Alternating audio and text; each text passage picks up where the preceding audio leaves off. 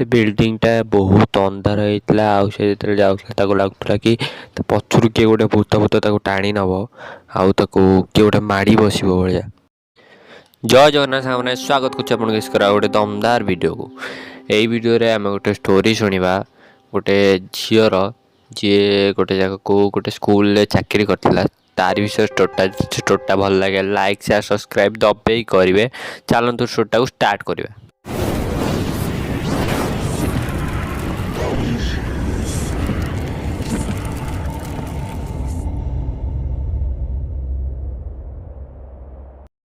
गोटे झीटे थिला आयुषी घरे ता बापा माँ भाई भौणी 4 जन रोते। सी फास्ट टीचिंग लाइन में इंटरेस्ट था तो से गोटे जगह टीचर भी थिला।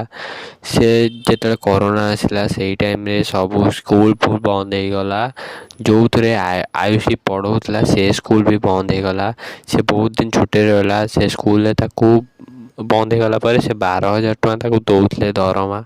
तापर फिर स्कूल खोलला जिते कहले कि तू 10,000 टଙ୍କା काम कर। तापर सी भी मना करदेला से छाड़देला।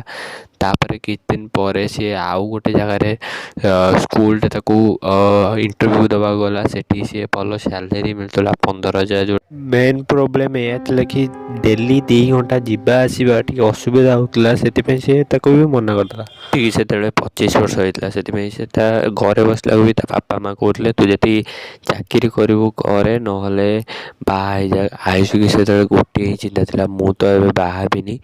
तापर किछि दिन पर गोटे स्कूल कॉल आसला कि ता घर ठू 4 घंटा दूर गोटे स्कूल से स्कूल खाइबा पीवा रहिबा सबुठी 20,000 टଙ୍କା दरमा।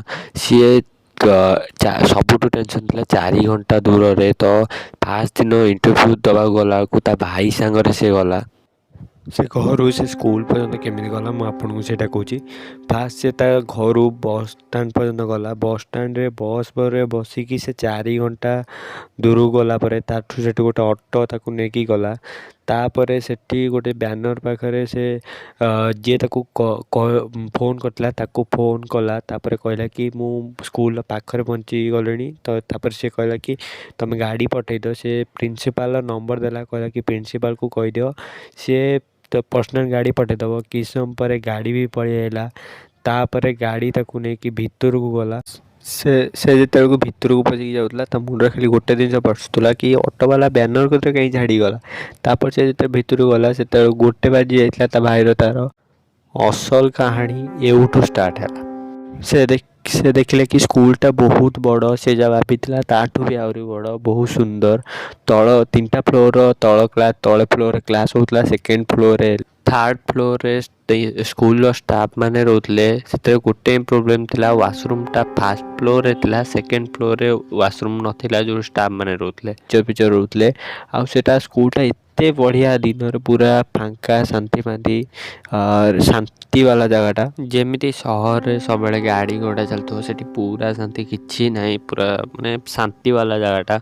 सेठी गला पर से जो सांगे फोन करता ता सहित देखाला। तापर से स्कूल प्रिंसिपल कते गला बहुत भल से वेलकम कले। पेपर पेपर देले साइन फाइन करके। तापर से कहले कि तू टे डेमो क्लास देखे दिंतु। तापर से गला डेमो क्लास देखा को।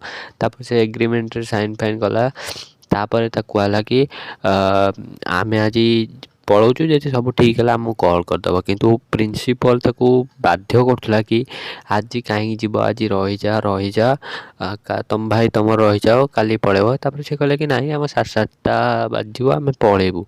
तापर से कहले कि हो तुम जी किंतु आयुष की से चिंता होता एत बढ़िया स्कूल भल जिन कहीं ये माने एत कि गोटे जो अच्छी। तापर से गले कहले कि तुम जी जाऊच तुम रूमटा देखीद। से तो कहला हो चलो रूमटा को देखीदबा। तापर से जो उपरू गला से जो प्रिंसिपल थिला से रूम बेलटा को माइले। सेठू गोटे बुढ़ी लोकटे बाहरी गला कहला कि नहीं ऊपर को देखापी से ऊपर को लेकिन गला। आउ सेठी बाथरूम देखला जोटा गोटे कणरे बनता। आउ एपट्रे 3टा रूम आउ सेपट्रे 3टा रूम थिला। से रूम गुड़ाक तापर ସେ ବୁଢ଼ୀ ଲୋକକୁ କୁହାଯାଇଥିଲା କି ପଚାରିଲା ଏଠି କେହି ରହୁଛନ୍ତି, ତାପରେ ସେ ବୁଢ଼ୀ ଲୋକଟା ବି ମନା କଲା ନା ଏଠି କେହି ରହୁନାହାନ୍ତି। ସେଠି ଆୟୁଷିକି ବି ବହୁତ ନେଗେଟିଭ୍ ଭାଇବ୍ସ ଆସୁଥିଲେ। ତାପରେ ସେ କ'ଣ କଲା, ପଚାରିଥିଲା କି ସେ ବୁଢ଼ୀ ଲୋକଟା ଯେଉଁ ଥିଲା ତାକୁ ପଚାରିଲା କି ଉପରେ କ'ଣ ଅଛି। ସିଏ ସିଏ ବି ଟିକେ ଯେମିତି ଚିନ୍ତା ଆସିଲେ ସିଏ କାହିଁକି ପଚାରିଦେଲା ମୋତେ, ଯେମିତି ଟିକେ ଟେନସନ୍ ଆସେନି, ତାକୁ ବି ସେମିତି ଲାଗିଲା। ତାପରେ ସେ କହିଲା କି ମୁଁ ଏବେ କ'ଣ ଯାହା ବଲେ ଆନ୍ସର୍ ଦେବ। ସେ କହିଲା ହଁ ସେ ଷ୍ଟାଫ୍ ମାନେ ରହୁଛନ୍ତି। ତାପରେ ସାଙ୍ଗେ ସାଙ୍ଗେ ଆୟୁଷୀ କହିଲା କି ମୋତେ ସେ ଉପର ଟିକେ ଦେଖେଇ ଦିଅ ମୁଁ କେଉଁଠି ରହିବି। ତାପରେ ସେ କହିଲା ହଉ। ତାକୁ ସେ ବହୁତ ବଡ଼ ସ୍କୁଲ୍ ଥିଲା, ବହୁତ ସ୍ପେସ୍ ଥିଲା ସ୍କୁଲ୍ରେ। ତାପରେ ଧୀରେ ଧୀରେ ସେମାନେ ଉପରକୁ ଗଲେ।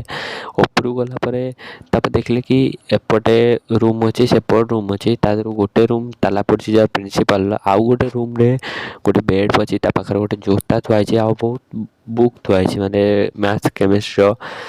ତାପରେ ସେ କହିଲା କି ମୁଁ କେଉଁ ରୁମ୍ଟା ନେବି। ତାପରେ ତା ସାନ ଭାଇ କହିଲା କି ଟାଇମ୍ ହେଲାଣି ଯିବା ଘରକୁ, ନହେଲେ ବାପା ଆଉ ଥରେ ତୁମକୁ ଏଠି ନ ପଠାଇ ପାରନ୍ତି। ତ ସେ କହିଲେ ହଁ ଚାଲ।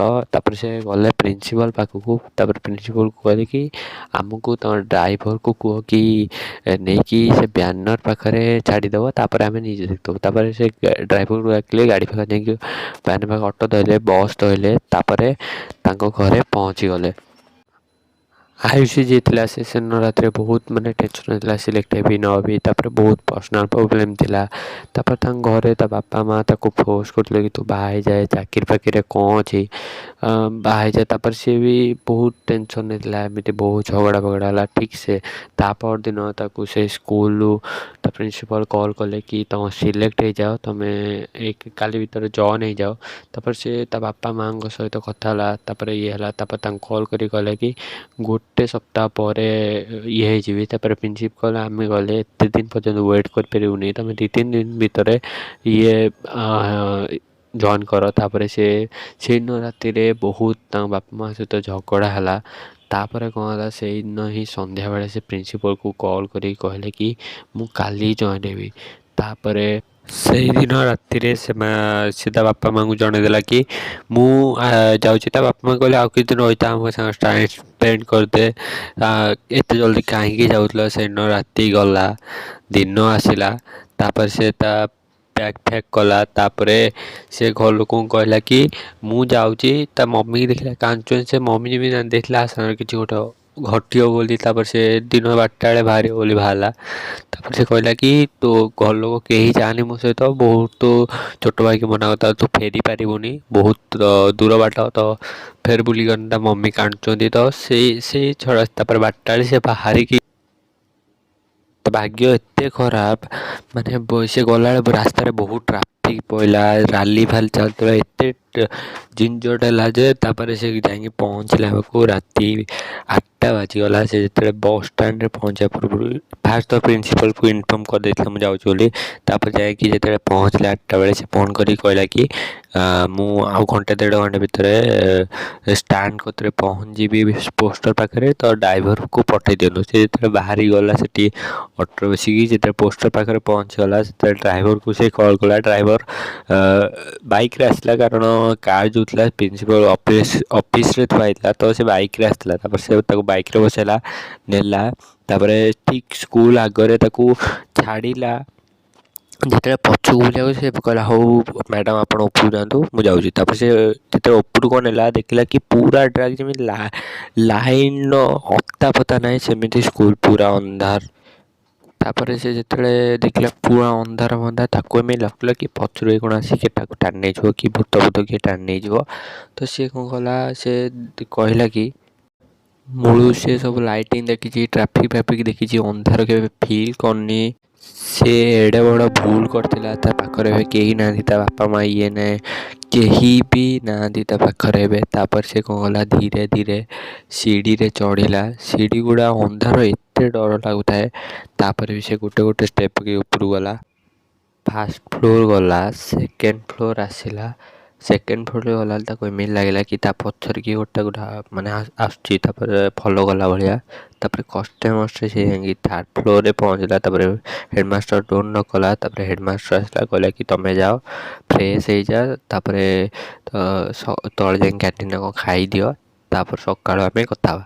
ତାପରେ ସେ କହିଦେଇକି ତାପରେ ସେ ଶୋଇ ପଡ଼ିଲା। ତାପରେ ଇଏ ଗଲା ଦେଖିଲା କି ଗୋଟେ କବାଟ କର୍ଣ୍ଣର କବାଟଟା ଟିକେ ଖୋଲା ଅଛି। ସେ ଭାବିଲା କି ମାନେ ହେଡ଼ମାଷ୍ଟର ତା ପାଇଁ ଖୋଲିଛନ୍ତି ବୋଧେ। ତାପରେ ସେ ଦେଖିଲା ଯାଇକି ସେଠି ଖୋଲିକି ଦେଖିଲା ବେଳେ ସେଠି ଗୋଟେ ପୁଅ ପିଲାଟେ ବସିଛି। ତ ସିଏ ଲାଗିଲା କି ଆଉ କିଏ ଗୋଟେ ଟିଚର୍ ଆସିଥିବ, ତ ସିଏ ସେଟାକୁ ବନ୍ଦ କରିଦେଇକି ଆଉ ଗୋଟେ ରୁମ୍କୁ ଗଲା। ସେଠି ତାଲା ଚାବି ଖୋଲିଲା। ତ ଚାବି ଖୋଲିଲା ପରେ ଦେଖିଲା କି ମାନେ ଲାଇଟ୍ ଫ୍ୟାନ୍ ସେଠି ଠିକ୍ ଥିଲା, ଟିକେ ତାକୁ ସେଇଟା ଭଲ ଲାଗୁଥିଲା। ଲାଇଟ୍ ଫ୍ୟାନ୍ ଠିକ୍ ଅଛି। ତାପରେ ତାକୁ ଟେନସନ୍ ଥିଲା କି ସେ ତଳକୁ ଯିବ ଫ୍ରେଶ୍ ହେବା ପାଇଁ, ଯେଉଁଟା ଫାର୍ଷ୍ଟ ଫ୍ଲୋରରେ ଅଛି ମାନେ ବାଥରୁମ୍। ତାପରେ ସେ କଷ୍ଟମଷ୍ଟେ ଫ୍ଲାସ୍ ଅନ୍ କଲା। ତାପରେ ବାଥରୁମ୍ ଗଲା, ସେଠି ଫ୍ରେଶ୍ ହେଲା। ତାପରେ ସିଏ ତାପରେ ସେଠୁ ଗଲା ପରେ ସେ ରୁମ୍କୁ ଗଲେ, ଡ୍ରେସ୍ ଚେଞ୍ଜ କଲା। ତାପରେ ସେ ତଳକୁ କ୍ୟାଣ୍ଟିନ୍କୁ ଖାଇ ଷ୍ଟୋରିଟା ବହୁତ ଲମ୍ବା ଅଛି, ସେଥିପାଇଁ ଆମେ ଆଉ ଯେତିକି ଷ୍ଟୋରି ରହିଲା ଆଉ ଗୋଟେ ପାର୍ଟରେ ଶୁଣିବା। ତ ଯେତିକି ଭିଡ଼ିଓଟା ଭଲ ଲାଗେ ଲାଇକ୍ ସେୟାର ସବସ୍କ୍ରାଇବ୍ ଦବେଇ କରିବେ। ଇନଷ୍ଟାଗ୍ରାମ୍ ଆଇ ଡ଼ି ସ୍କ୍ରିନ୍ରେ ଫ୍ଲାସ୍ ହେଉଛି, ଡେସ୍କ୍ରିପସନ୍ରେ ବି ଅଛି। ଆଉ ସେଥିରେ ଆମକୁ ଆପଣଙ୍କ ପାଖରେ କିଛି ବି ଅଛି ଷ୍ଟୋରି ଭିଡ଼ିଓ ଫଟୋ ଆମକୁ ସେୟାର କରନ୍ତୁ, ଆମେ ନିଶ୍ଚିତ ଆମ ୟୁଟ୍ୟୁବ୍ ଚ୍ୟାନେଲ୍ ତାକୁ ସେୟାର କରିବୁ। ରହିଲି, ଜୟ ଜଗନ୍ନାଥ। ଦେଖା ହେବା ଗୋଟେ ଦମଦାର ଭିଡ଼ିଓରେ।